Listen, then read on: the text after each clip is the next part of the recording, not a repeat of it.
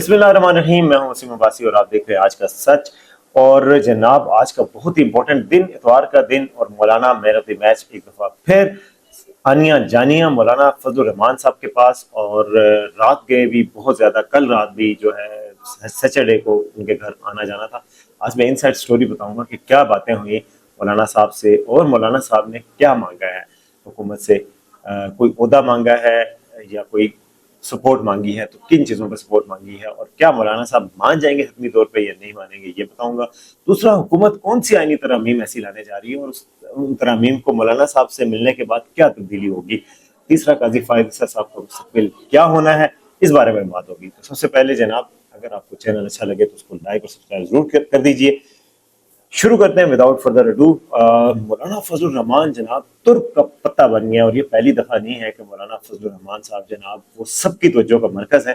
اس سے پہلے مجھے یاد ہے کہ جب 2002 کی اسمبلی کے بعد گورنمنٹ ایل ایف او بل آ رہی تھی مشرف کے دور میں، لیگل فریم ورک آرڈر، اس کے لیے آئین میں ترمیم کی ضرورت تھی اور آئینی ترمیم لانی جا رہی تھی، اور مشرف کمیونٹی چاہیے تھی، تو مولانا صاحب سے جو ملاقاتیں ہوتی تھی، مولانا صاحب تھے، قاضی حسین احمد صاحب تھے، باقی جو قاضی حسین احمد صاحب تھے، حافظ حسین احمد صاحب تھے، ان زمانے میں مولانا صاحب کے ساتھ ان گنت میٹنگز ہوئی ہیں۔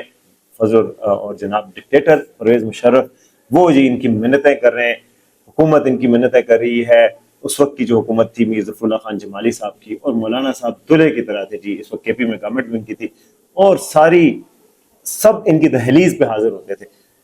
آج تاریخ نے ایک بار پھر 20 سال بعد یہ وقت دکھایا کہ مولانا صاحب جو ہے انہوں نے سیٹیں تو کم لے رکھی ہیں، ان کی قومی اسمبلی میں 8 سیٹیں اور سینٹ میں 5 سیٹیں، ایسا ترک کا پتہ ہے کہ ہر کوئی ان کے دربار میں حاضر ہو رہا ہے۔ رات کو میں آپ کو بتاؤں کہ پہلے آئے جی حکومتی رکن، وزیر قانون اور وزیر داخلہ محسن نقوی آ رہے ہیں، پھر اس کے بعد اعظم نذیر طارڑ وہ مل رہے ہیں، اس کے بعد پی ٹی آئی کا وفد آیا۔ جب ان کی ملاقات جاری تھی حکومت کے ساتھ، اور پی ٹی آئی کا وفد الٹے پاؤں، آدھے قدم اندر تھے آدھے باہر تھے، گاڑی وہیں سے موڑی، کہ جی یہ تو حکومت والے بیٹھے ہوئے، ہم یہاں آ گئے، غلط ہو گیا یہ وہ۔ پھر اس کے بعد وہ چلے گئے، اور اس کے بعد پھر دوبارہ آئے، کہ جب دوبارہ ٹائم جب پتہ چلا کہ حکومتی وفد جا چکا ہے، پھر آئے جناب۔ اس میں جی اسد کیسر صاحب ہیں، بیرسٹر گوہر ہیں، شبلی فراز ہیں، وہ عمر ایوب ہیں، وہ آ کے بیٹھے رہے، کھانا کھایا، ان کی لمبی میٹنگ ہوئی، وہ میٹنگ ختم ہوئی، واپس گئے، محسن نقوی پھر آئے، محسن نقوی آئے، پھر بلاول بھٹو خود آ گئے۔ رات کو یہ 2-3 بجے مولانا صاحب کا جو ہے نا ان کے گھر میں جناب ایک وہ مچا ہوا ہے کہ جی یہ آج تو ایک پتہ نہیں یوم فتح ہے، یوم کون سا دن ہے کہ جس میں ختم ہی نہیں ہو رہی۔ مولانا صاحب روایتی مسکراہٹ کے ساتھ، اور جو آنے والے ہیں وہ بھی مسکرا رہے ہیں۔ اب ہوا کیا اس اندرونی کہانی میں، اس ساری میٹنگز میں مولانا صاحب کی، تو مولانا صاحب نے جناب اپوزیشن سے جو بات کی، پی ٹی آئی سے بات کی، پی ٹی آئی سے کہا کہ آپ کہہ رہے ہیں کہ جی کوئی تجویز نہیں ماننی اور آپ کی حمایت کروں، تو آپ کی حمایت تو کوئی آئینی ترمیم تو نہیں آپ لا رہے، اس کا مطلب ہے میں ان کی حمایت نہ کروں، تو کیوں نہ ایسا راستہ اختیار کیا جائے کہ حکومت کی بھی بات مان لی جائے اور آپ کی بھی بات مان لی جائے، تو آپ ایسی ترامیم لائی جائے جو آپ کو بھی قابل قبول ہوں، ان کو بھی قابل قبول ہوں۔ تو انہوں نے ایسی تجاویز دی ہیں۔ انہوں نے مثلاً ایک بات کی گئی ہے کہ اگر ججز کے پینل پہ حکومت لا رہی ہے کہ جی ایک پینل میں سے سلیکشن ہوگی، تو پینل آپ 3 لوگوں کا بنا لیں۔ 3 لوگوں کا پینل بنتے ہوئے کیا مسئلہ ہے کہ 3 لوگ کون سے ہوں گے؟ سینئر موسٹ 3 ججز اس وقت سپریم کورٹ میں، چیف جسٹس قاضی فائز صاحب کے بعد جسٹس منصور علی شاہ اور جسٹس منیب اختر ہیں۔ اگر 3 کا پینل جاتا ہے تو، اور اس کے بعد جسٹس سیاح افریدی ہیں، تو 3 کا پینل جاتا ہے تو حکومت کے پاس مینوورنگ کا چانسز کم ہے۔ اگر 5 کا پینل جاتا ہے تو حکومت کے پاس مینوورنگ کے چانسز زیادہ ہے، تو آپ 3 کے پینل پہ مان جائیں۔ تو مولانا نے کہا کہ میں آپ کی تجویز ان کے آگے رکھوں گا اور 3 کے پینل پہ بات کر لیں گے۔ اس کے علاوہ ججز کی جو ٹینور کی حوالے سے ایکسٹینشن کی ہے، ان سے کہیں کہ میں ان سے نہیں مانوں گا تو ایکسٹینشن نہیں دیں گے قاضی فائز صاحب کو۔ انہوں نے کہا آپ بھی وہ تجاویز ہیں، بجائے اس کے کہ ہم بالکل ایک اکھڑ پن کا مظاہرہ کریں کہ جی ہم نے کچھ بھی نہیں مانا، آپ کچھ ایسی تجاویز ہیں۔ لیکن بہرحال میں آپ کو بتاؤں پورا کر کے ان کو بھیجا گیا۔ کچھ زیادہ ان کے چہروں پہ لگ رہا تھا، وہ چاہ رہے تھے کہ مولانا صاف انکار کر دیں حکومت کو۔ مولانا نے صاف انکار نہیں کرنا حکومت کو۔ میں آپ کو بتاؤں گا آج کہ مولانا صاحب کن تجاویز پر حکومت سے راضی ہیں اور حکومت کا ساتھ دیں گے۔ وہ حکومت کا ساتھ دینے کے لیے مولانا صاحب نے اپنی شورا سے بات کی، کوئٹہ میں، لاہور میں، اپنی جو ان کی صوبائی شوراز ہیں ان سے بات کی، ان سے کہا کہ حکومت آئی ہے جی مدد مانگنے کے لیے، تو آپ بتائیں کہ ہم کیا مانگیں۔ ان کی شورا نے ان کو جو مشورے دیے ہیں وہ 3 چیزوں کے حوالے سے۔ ایک، یہ کہ جی سود کے خاتمے کے حوالے سے جو مفتی تقی عثمانی صاحب سے انہوں نے بات کی تھی، باقی بھی کچھ علماء سے، کیونکہ ان کا دیوبند مکتبہ فکر سے تعلق ہے، تو ان کے مفتی تقی عثمانی صاحب سے ساری مشاورت لیتے ہیں جو اسپرچل گائیڈنس ہے. تو انہوں نے کہا ان سب سے جو مشاورت ہوئی تھی تو اس میں تھا کہ سود سے خاتمے کے حوالے سے قانون سازی کی جائے. دوسری متروکہ املاک بورڈ، جس میں آپ کو پتہ ہے یہ مدارس جو ہوتے ہیں اوقاف جس کو کہتے ہیں، اوقاف وقف اور اوقاف، ان میں سارے یہ مساجد مزار یہ سارے کچھ آتے ہیں، تو ان کے حوالے سے قانون سازی کی جائے اور اس میں کنٹرول علماء کا ہو بجائے اس کے کہ حکومت کا ہو. یہ انہوں نے کہا کہ اس حوالے سے بات کی ہے. تیسرا مدارس کی رجسٹریشن کے حوالے سے، کیونکہ آپ کو پتا ہے D G S P R نے کہا تھا کہ مدارس کو رجسٹر ہونا ہے، حکومت کے ساتھ ہونا ہے اور سارا کچھ کرنا ہے. مولانا صاحب یہ نہیں چاہتے کہ مدارس پہ حکومت کا کنٹرول ہو، بلکہ وہ چاہتے ہیں کہ مدارس انڈیپینڈنٹ ہوں، وفاق المدارس پہ کنٹرول ہو. یہ تین چیزیں کہی گئی ہیں. انہوں نے کہا اپنی شورا نے ان کو مشورہ دیا، ظاہر ہے، اور مولانا صاحب بھی نہیں چاہ رہے کہ وہ کوئی ایک وزارت لے لیں، کوئی ایک گورنرشپ لے لیں اور نظر دنیا کو یہ ہے کہ جی آپ نے ایک گورنرشپ کے بدلے میں ایک وزارت کے بدلے میں لی ہے. ہاں یہ قانون سازی ہو جائے، اس کے بعد اگر کوئی چیز ملے، کوئی وزارت تو وہ کنسیڈر کی جا سکتی ہے. تو یہ تین چیزوں کے بدلے میں حکومت کو انہوں نے کہا. پھر حکومتی وفد کو باقاعدہ کہا گیا کہ جی اب ہم کریں گے.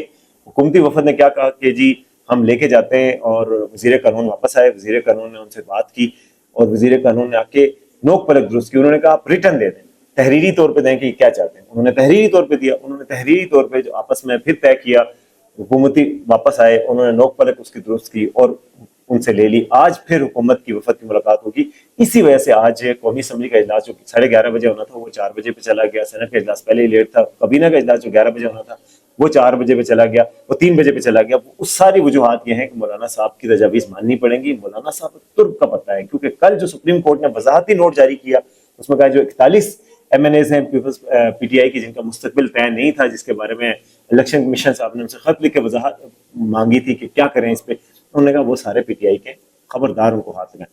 مگر حکومت تو اس وجہ سے اس کے بعد سے مولانا فضل الرحمان صاحب کی اہمیت زیادہ بڑھ گئی ہے. ظاہر ہے اب حکومت ریلائنٹ ہے ان کے اوپر بہت زیادہ. ظاہر ہے اگر کرے گی بھی کچھ، 5-6 ایم این ایز چاہیے اور 5-6 ایم این ایز پہ ورک ہو چکا ہے. اس میں ریاض فتح شامل ہیں، وہ فاٹا کے ایک ہے جو عالم زیب ہیں، اور یہ سارے لوگ شامل ہیں.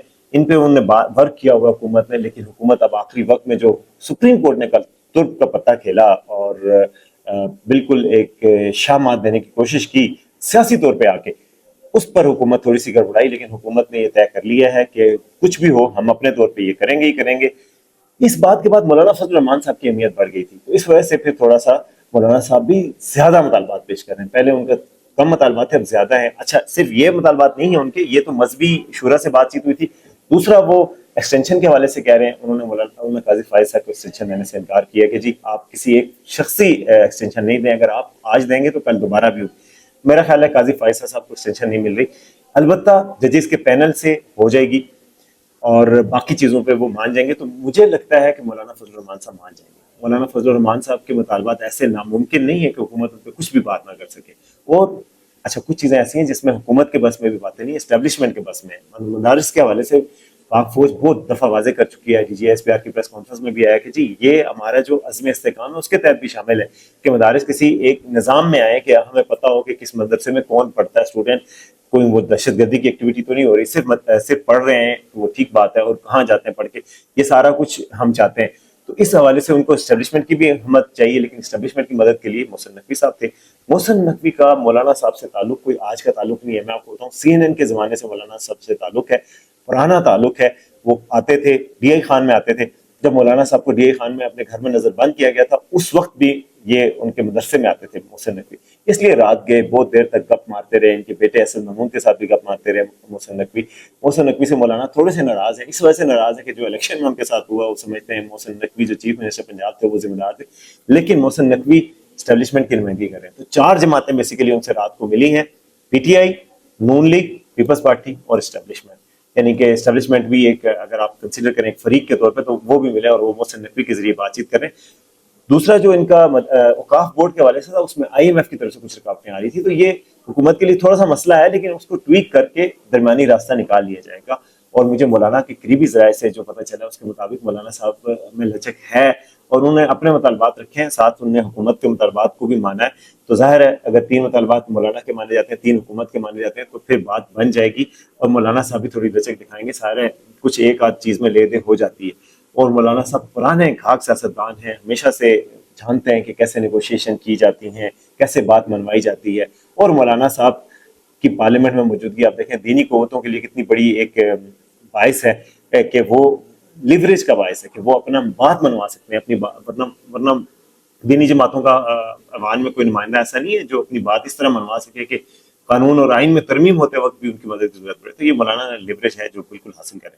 اب میں آتا ہوں جی کل کے جو سپریم کورٹ کا فیصلہ تھا, سپریم کورٹ کا فیصلہ جو ہے نا وہ ایسی ٹائمنگ کے ساتھ جاری کیا کہ جس میں کوئی شک اب نہیں رہ گیا کہ سپریم کورٹ کے ججز بھی بالکل سیاست میں کھلا آ چکے ہیں. جس طرح کی حکومت سیاست کر رہی ہے, جس طرح کے مولانا سیاست کر رہے ہیں, جس طرح کے اسٹیبلشمنٹ کا رول نظر آ رہا ہے, اسی طرح سپریم کورٹ کا بھی رول نظر آ رہا ہے. ورنہ کل جاری کرنے کی, اتنا عرصہ روکنے کی, 53 ڈیز تک ان کے پاس پڑا رہا, تو اس کی کوئی تک نہیں بنتی تھی. تو وہ کھل کر سامنے آئے کہ جی ہم ہم آئینی ترامیم کے راستہ روکیں گے, یعنی کہ سپریم کورٹ کہہ رہی ہے, لیکن پارلیمنٹ نے فیصلہ کیا کہ ہم ترمیم کریں گے. میں آپ کو بتا رہا تھا کہ حکومت کیوں اپنے نمبر گیم کیسے پوری کر رہی ہے, کہ حکومت نے فیصلہ کیا ہے کہ جو کچھ لوگ ہیں جنہوں نے اپنے ایفیڈیوٹ جمع نہیں کروائے تھے, ان کی حیثیت ابھی تک متنازع ہے, جس طرح کہ ریاض فتحانہ ہے, ان کو تو بالکل توڑا جائے گا. اور اس کے علاوہ حکومت کو ہے کہ سپریم کورٹ کا جو بھی کل نوٹ آیا ہے اس کو ڈس ریگارڈ کرنا ہے, بالکل ڈس ریگارڈ کرنا ہے. کل اس میں منیب فاروق صاحب ہمیشہ سے خبر دیتے ہیں, تو یہ اسٹیبلشمنٹ کی طرف سے انہوں نے کہا جی فیصلہ ہو چکا ہے کہ ڈس ریگارڈ کرنا ہے, سپریم کورٹ کے فیصلے کی کوئی وہ نہیں رکھنی, حالانکہ رکھنا چاہیے لیکن بہرحال فیصلے کی بات کر رہے ہیں. انہوں نے خبر دی ہے جی وہ فیصلہ کوئی ڈس ریگارڈ ہوگا.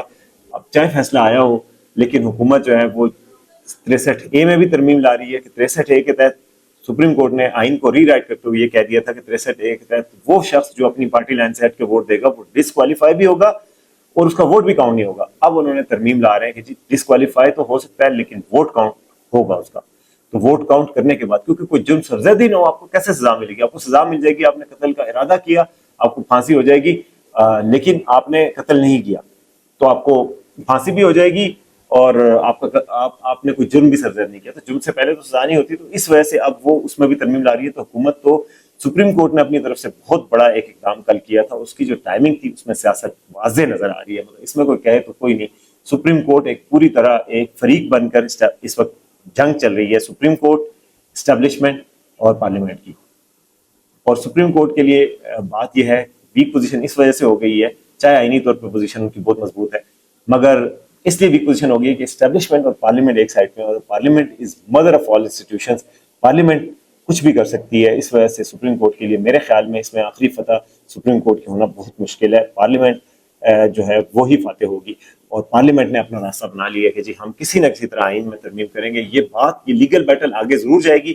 اگر یہ ایسا ہو گیا اور ووٹ دیا ان لوگوں نے اور آئینی ترمیم بن گئی تو یہ سپریم کورٹ میں چیلنج ہوگی. مگر میں آپ کو اب بتا رہا ہوں کہ سپریم کورٹ میں حکومت جو ہے وہ ترمیم کون کون سی لا رہی ہے, جس کے تحت سپریم کورٹ میں چیف جسٹس کا ادارہ دوبارہ سے اسٹرانگ ہو جائے گا. جو بل آیا تھا پریکٹس اینڈ پروسیجر بل, جس کے تحت کوئی بھی بینچ بنانے سے پہلے چیف جسٹس صاحب, 2 سینئر پیونر جج اور ایک اور جو سینئر موسٹ 2 ججز کی کمیٹی بنائی گئی تھی کہ وہ کمیٹی مل کے طے کرے گی کہ جی کون سے کیس لگے گا کون سا نہیں لگے گا. اب حکومت اسے ریٹریکٹ کری, اب نئے قانون کے تحت چیف جسٹس جو مرضی چاہے بینچ بنا سکے گا. وجہ یہ ہے اگر یہ کمیٹی قائم رہی تو جسٹس منصور اور جسٹس منیب اختر یہ مل کر دونوں میجورٹی بن جاتے ہیں اور یہ طے کریں گے کہ کیس کی کون سا کیس لگانا ہے کون سا نہیں لگانا. اس کی وجہ سے حکومت کو نقصان ہو سکتا ہے. حکومت کے کیسز جو یہ ترمیم ہے اس کو فوراً اڑا کے رکھ سکتی ہے سپریم کورٹ, اگر یہی سسٹم باقی رہے پریکٹس اینڈ پروسیجر بل کا. تو اس سسٹم کو بھی ختم کر رہی ہے حکومت. جو ترمیم لا رہی ہے وہ میں نے آپ کو بتایا تھا کون سی ہے. ایک ترمیم یہ لا رہی ہے کہ 63A میں ترمیم ہوگی کہ جی ووٹ کاؤنٹ ہوگا, ڈسکوالیفائی ہو سکتے ہیں لیکن ووٹ کاؤنٹ ہوگا جو بھی ووٹ دے گا پارٹی پالیسی سے ہٹ کے. ایک یہ ترمیم ہوگی. ایک ججز کے ٹینور کے حوالے سے اب ترمیم کو چینج کر رہے ہیں, اور اس کے بجائے پینل آئے گا سپریم کورٹ کا. چیف جسٹس وہی نہیں لگے گا جو سینئر موسٹ ہوگا, بلکہ اس کا بھی آرمی چیف کی طرح طریقہ کار ہوگا کہ جی 5 ججز کا یا 3 ججز کا پینل آئے گا, اس پینل میں سے جو بھی پرائم منسٹر چنے گا وہ چیف جسٹس بنے گا. اور یہ ویسے دنیا بھر میں پریکٹس ہوتا ہے. پاکستان کی عدلیہ کے بارے میں شاید حقان عباسی صاحب نے میرے ساتھ انٹرویو میں کچھ دن پہلے کہا کہ واحد عدلیہ دنیا کی جو اپنے آپ کو خود ہی منتخب کرتی ہے, کیونکہ اس میں آپ دیکھیں پارلیمانی کمیٹی کا کوئی رول نہیں ہوتا. چیف جسٹس صاحب جس کو ہینڈ پک کر لیتے ہیں وہی جج بنتا ہے. تو اس چیز کو اب ختم کیا جا رہا ہے, اور یہ چیز مساق جمہوریت میں طے تھی, جیسے کہ بلاول نے کل کہا, یہ پہلے سے طے شدہ تھی کہ ایک تو آئینی وہ بنے گی اور دوسرا ججز کی تعیناتی میں پارلیمنٹ کا کوئی کردار ہوگا. اور یہ دنیا بھر میں ہوتا ہے. امریکہ میں آپ دیکھیں جب ٹرمپ آئے تھے تو انہوں نے اپنی مرضی کے جج لگائے, کانگریشنل ہیئرنگ ہوئی, ان کی باقاعدہ کوالیفیکیشن ثابت کی, اس کے بعد جج بنے. تو یہ پاکستان میں ہی ہے کہ عدلیہ جو ہے وہ اپنے جج خود تعینات کرتی ہے, تو یہ چیز اب چینج ہونے جا رہی ہے. تو ایک ترمیم یہ آئے گی کہ ججز کی تعیناتی, جو چیف جسٹس کی تعیناتی ہے اس میں پینل آئے گا. اسی طرح ہائی کورٹ کے ججز میں بھی جو سب سے بڑی ترمیم ہے اور میرے خیال میں, اور جو بہت زیادہ وہ اس موجودہ صورتحال میں ریلیونٹ ہے, وہ یہ ہے کہ ججز کی روٹیشن, کہ ججز جو ہے نا ایک عدالت سے دوسری عدالت میں ٹرانسفر کیے جا سکتے ہیں اور اس میں ان کی کنسنٹ ضروری نہیں. اس میں سب سے زیادہ اسلام آباد ہائی کورٹ کے جو ججز ہیں, جو تھوڑے سے حکومت کو لگ رہا ہے کہ ہمارے لیے بڑی مشکلات پیدا کر رہے ہیں, تو ان کو ان کا پلان ہے جو قانون سازی ہے اس کے تحت کہ جی ان کو ٹرانسفر کیا جا سکتا ہے. تو اسلام آباد ہائی کورٹ کے جو ججز ہیں, کیونکہ ساری پٹیشنز فوری طور پہ اسلام آباد میں مسنگ پرسنس کی بھی, باقی بھی ساری ادھر آتی ہیں, اسٹیبلشمنٹ کو بھی جو تنگ ہونا پڑتا ہے اسلام آباد سے ہوتا ہے. تو اب جی کیا یہ جا رہا ہے کہ جو اسلام آباد ہائی کورٹ کے جو ججز ہوں گے, مثلا اس کو ایک کو بلوچستان لگا دیا, ایک کو سندھ لگا دیا, تو وہ ایک 6 ججز کا خط کی شکل میں نہیں رہیں گے, وہ گروپ کی شکل میں نہیں رہ سکیں گے, ایک ایک دو ججز سکیٹرڈ ہو جائیں گے. تو وہ یہ ایک ترمیم ہے کہ جی روٹیشن کی بنیاد پر ایک کورٹ سے, ایک ہائی کورٹ سے دوسری ہائی کورٹ میں آپ کا ٹرانسفر کیا جا سکتا ہے. تو یہ بھی ترمیم میں شامل ہے. تو یہ ایک پیکج ہے 63A آئینی عدالت, اور آئینی عدالت کے قیام کی بات ہو رہی ہے, اور مولانا نے تجویز دی ہے, یہ حکومت مان رہی ہے, اور یہ بھی مساق جمہوریت میں شامل تھا کہ آئینی عدالت, اور جو آئینی معاملات ہیں, جو قانون کی میں ترمیم کے اور جو آئینی کوسچنز ہیں ان کے آنسر کرنے کے لیے ایک عدالت ہو, اس عدالت کے جو ججز ہوں وہ آئینی معاملات دیکھتے ہوں. تو یہ بھی ہو سکتا ہے کہ اس عدالت میں جو ججز لگائے جائیں, جو ابھی کے سینئر موسٹ ہیں, وہ اس عدالت میں ٹرانسفر کر دیے جائیں, اور یا پھر اپنے فیوریٹس جو ہے وہ اس عدالت میں رکھے جائیں. تو اس سے یہ ہوگا کہ جو آئینی معاملات ہوں گے, جو بھی قسم کے آئینی معاملات, وہ سارے ادھر ہوں گے. جو باقی معاملات ہیں, جو کسی کے قتل کے کیس ہیں, پراپرٹی کے جائیداد کے کیس ہیں, جو باقی ملک کے جو عام لوگوں سے متعلق مقدمات ہیں, اس کے لیے سپریم کورٹ باقی رہے.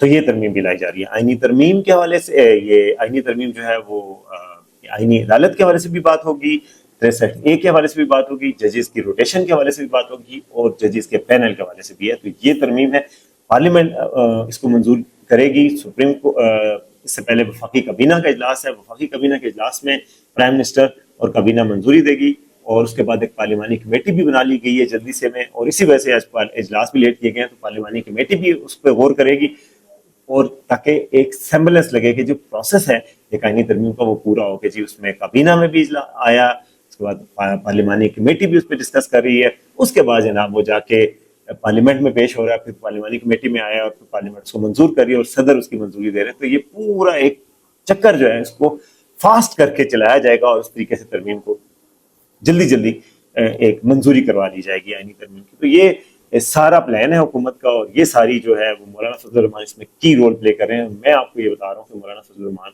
مان جائیں گے.